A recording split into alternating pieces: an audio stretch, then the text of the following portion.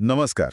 आयात निर्यात व्यवसायात आपण जेव्हा उतरतो किंवा तो वाढवायचा विचार करतो तेव्हा एक मोठा प्रश्न असतो आपल्या उत्पादनासाठी योग्य परदेशी बाजारपेठ नेमकी कोणती. तर आज आपण याच विषयावर बोलणार आहोत.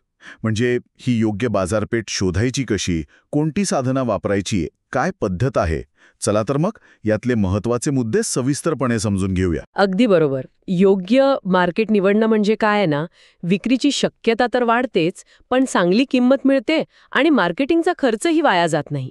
आणि चांगली गोष्ट म्हणजे आजकाल यासाठी बरीच चांगली साधनं उपलब्ध आहेत, जी आपल्याला डेटा वापरून योग्य निर्णय घ्यायला मदत करतात. तर मग सुरुवात करूया ITC ट्रेड मॅप पासून. हे नेमकं काय आहे आणि निर्यातीसाठी याची मदत कशी होते? हो, ITC ट्रेड मॅप म्हणजे इंटरनॅशनल ट्रेड सेंटरने बनवलेलं एक ऑनलाईन टूल आहे. यात तुम्ही तुमच्या उत्पादनाचा HS कोड टाकला की झालं. HS कोड म्हणजे तो उत्पादनाचा जागतिक कोड असतो ना. हो, हार्मोनाइज्ड सिस्टम कोड. अगदी. तर तो कोड टाकला की आपल्याला लगेच कळतं की कोणकोणते देश तुमचं उत्पादन सगळ्यात जास्त आयात करतात, किती प्रमाणात म्हणजे व्हॉल्यूम आणि किती किमतीचं म्हणजे व्हॅल्यू, हे दोन्ही समजतं. अच्छा, म्हणजे टॉपची मार्केट्स पटकन आपल्या समोर येतात. हो, अगदी. कुठे जास्त मागणी आहे ते लगेच दिसतं. मग UN कॉमट्रेडची गरज का पडते? म्हणजे ITC ट्रेड मॅप असताना त्यात काय वेगळं आहे? चांगला प्रश्न आहे. UN कॉमट्रेड हे युनायटेड नेशन्सचं डेटाबेस आहे. यात आपल्याला अधिकृत व्यापाराची आकडेवारी मिळते. पण याचं मुख्य वैशिष्ट्य काय आहे ना, की यात तुम्हाला अनेक वर्षांचा म्हणजे मागचा डेटा मिळतो. मागचा डेटा म्हणजे ऐतिहासिक डेटा म्हणायचंय का? हो, बरोबर, ऐतिहासिक डेटा.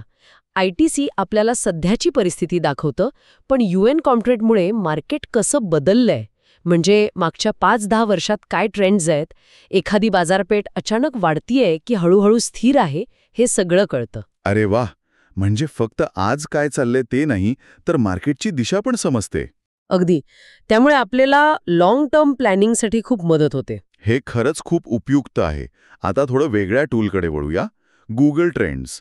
याचा कसा उपयोग होतो इथे?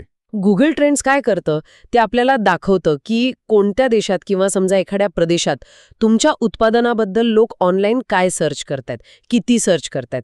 यातून लोकांचा इंटरेस्ट कळतो आपल्याला, म्हणजे लोकांना आवड आहे की नाही. खास करून जी कन्झ्युमर प्रॉडक्ट्स असतात ना, म्हणजे जी थेट ग्राहक वापरतात, त्यांच्यासाठी हे खूप महत्त्वाचं ठरतं. अगदी सीझनल डिमांड पण कळू शकते, म्हणजे उन्हाळ्यात AC किंवा फ्रीजसाठी सर्च वाढतो वगैरे. बरोबर. पण एक गोष्ट लक्षात घ्यायला हवी, गुगल ट्रेंड्स हे B2C म्हणजे ग्राहकांच्या उत्पादनांसाठी जास्त उपयोगी आहे. जे इंडस्ट्रीयल किंवा B2B प्रॉडक्ट्स असतात तिथे सर्च व्हॉल्यूम कमी असू शकतो. त्यामुळे तिथे ट्रेड मॅप आणि B2B प्लॅटफॉर्म्स जास्त महत्त्वाचे ठरतात. बरोबर. म्हणजे कोणतं टूल कधी वापरायचं हे उत्पादनावर पण अवलंबून आहे. आता प्रत्यक्ष खरेदीदार शोधण्याबद्दल बोलूया.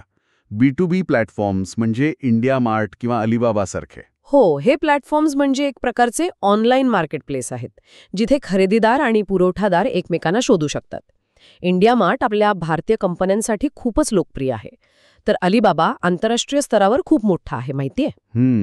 इथे तुम्ही थेट संभाव्य खरेदीदार शोधू शकता, त्यांच्याशी संपर्क साधू शकता, सध्या बाजारात काय किंमत चालू आहे याचा अंदाज येतो, आणि महत्त्वाचं म्हणजे तुमचे स्पर्धक कोण आहेत हेही कळतं. अच्छा, म्हणजे तिथे कंपन्या त्यांच्या गरजा पण टाकतात का? हो, नक्कीच. अनेक कंपन्या त्यांच्या गरजा पोस्ट करतात. त्यावरूनही मागणीचा अंदाज आपल्याला बांधता येतो. म्हणजे डेटा टूल्स आपल्याला मार्केट दाखवतात आणि हे प्लॅटफॉर्म्स थेट ग्राहक शोधायला मदत करतात. पण फक्त मार्केट शोधून किंवा ग्राहक मिळून झालं नाही ना. स्पर्धकांचं विश्लेषण आणि किंमत ठरवणं हे किती महत्त्वाचं आहे? हे तर अत्यंत महत्त्वाचं आहे. आपले स्पर्धक कोण आहेत, ते कोणत्या देशात विकतायत, त्यांची किंमत काय आहे. आता किंमत म्हणजे FOB आहे की CIF आहे. FOB म्हणजे फ्री ऑन बोर्ड, म्हणजे आपल्या फॅक्टरी किंवा पोर्टपर्यंतची किंमत, आणि CIF म्हणजे कॉस्ट इन्शुरन्स फ्रेट, म्हणजे विमा आणि वाहतूक खर्चासहित ग्राहकाच्या देशातील पोर्टपर्यंतची किंमत. तर या गोष्टी समजून घ्याव्या लागतात. त्यांची ताकद काय, त्यांच्या कमकुवत बाजू काय, हे सगळं तपासावं लागतं. आणि हे कसं तपासणार?